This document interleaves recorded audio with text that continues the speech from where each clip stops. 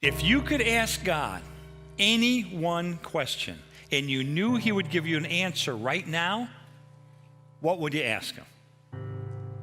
What would you ask? Well, it may not be surprising, but by far, the number one questions that Americans ask is, why does God allow pain and suffering in the world? Does that surprise you? Didn't surprise me. You know, if you've never asked the question, why is there suffering? Why is there pain in the world? The chances are you will when it strikes you full force, or it strikes a loved one full force. And you know what? It's going to come. It's going to come. Jesus was honest. Jesus said, you're going to have suffering. Jesus said this in John 16:33.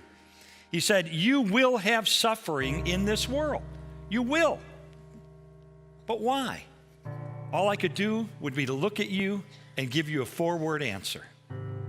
I do not know. I don't know. I don't know. I cannot stand in the shoes of God and give a complete answer to that question. I don't have the mind of God. I don't have the eyes of God. 1 Corinthians 13, verse 12 says, now we see things imperfectly, like puzzling reflections in a mirror. But then we will see everything with perfect clarity. All I know now is partial and incomplete.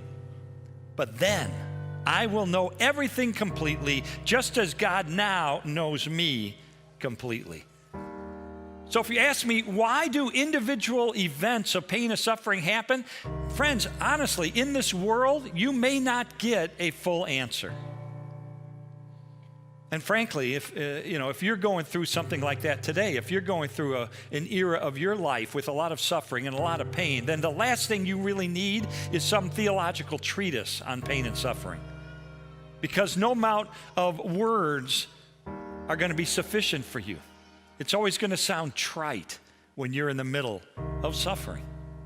What you need is the very real presence of Jesus Christ in your life. But having said that, and this is equally important, even though we can't understand everything about why we suffer, there are some things that we can know.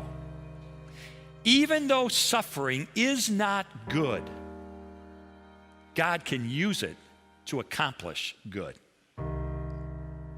Now, you might hear that and you say, well, no, wait a second. Hold on. Let's not skim over that. I've gone through some horrific suffering in my life. I've gone through some awful pain in my life. And honestly, I don't think that God, even God, can find any good to emerge from the suffering that I've gone through. Friends, if that's the way you feel today, let me just remind you of one thing.